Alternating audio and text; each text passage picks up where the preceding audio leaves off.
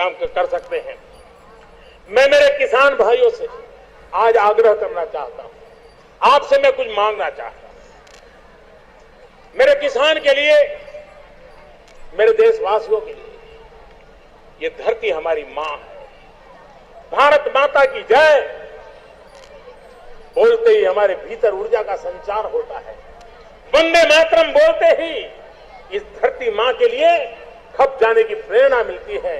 एक दीर्घकालीन इतिहास हमारे सामने आता है। लेकिन क्या कभी हमने इस धरती मां के स्वास्थ्य की चिंता की है?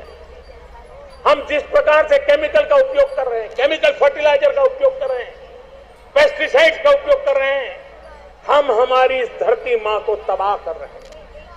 इस मां के संतान के रूप में, एक किसान के रूप में मुझे मेरी धरती मां को तबाह करने का हक नहीं है। मेरी धरती मां को दुखी करने का हक नहीं है। मेरी धरती मां को बीमार बना देने का हक नहीं है।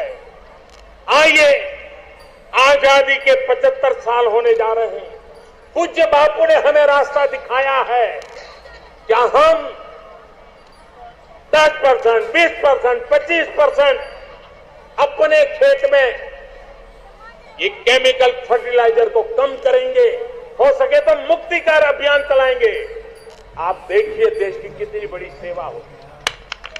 हमारी धरती मां को बचाने में आपका कितना बड़ा योगदान होगा। वंदे मातरम कहकर के जो फांसी के तख्त पर चढ़ गया था, उसके सपनों को पूरा करने के लिए ये धरती मां को बचाने का आपका काम उसके भी आशीर्वाद प्राप्त करेगा, जो कभी फांसी के तख्त पर चढ़ करके वंदे मातरम कहा करता था। और इसलिए मैं आपसे आग्रह करता हूं, और मुझे विश्वास है कि मेरे देशवासी ये करके रहेंगे। मेरे किसान मेरी इस मांग को पूरा करेंगे, ये मुझे पूरा विश्वास है। मेरे प्यारे भाइयों बहनों, हमारे देश पिछले महीने नेशनल एग्रीकल्चर कॉन्फ्रेंस में मैंने ऑर्गेनिक प्रोडक्ट की मार्केटिंग के लिए ई मार्केटिंग पोर्टल का विचार रखा था।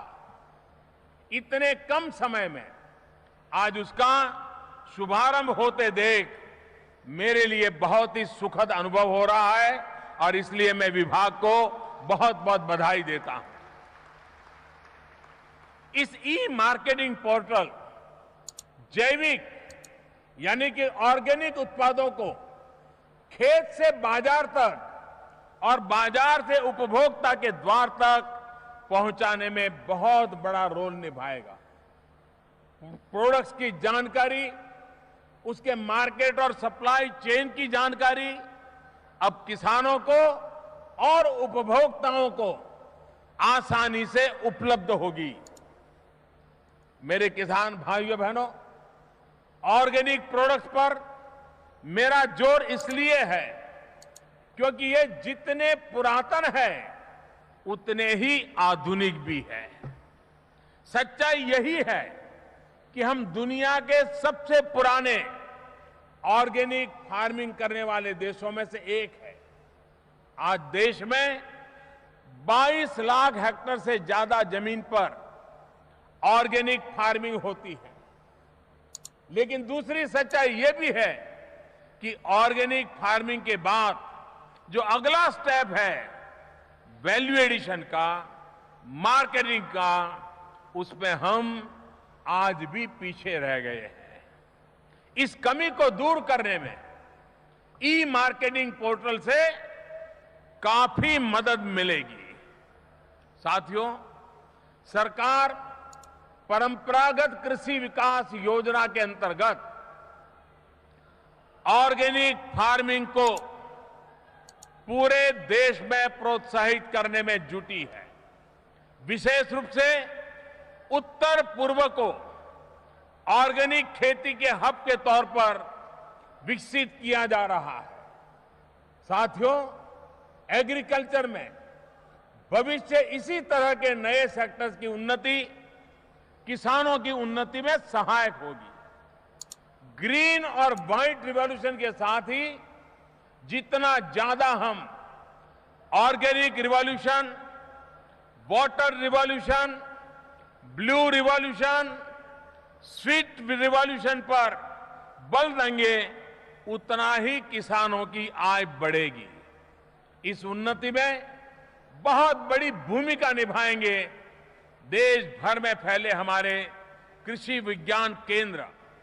आज यहां 25 नए कृषि विज्ञान केंद्रों का शुभारंभ किया गया है और इन्हें मिलाकर हमारे देश में इनकी संख्या लगभग 700 हो गई है।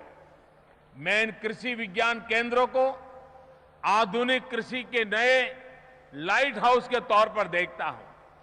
इन केंद्रों से निकला प्रकाश देश के कृषि जगत को प्रकाशवान बनाएगा।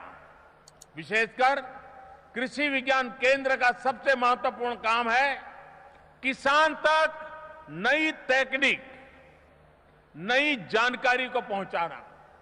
मैं आशा करता हूं कि आप सभी लोग इस कार्य में अपनी भूमिका पूरी तन्मयता के साथ निभाते रहेंगे।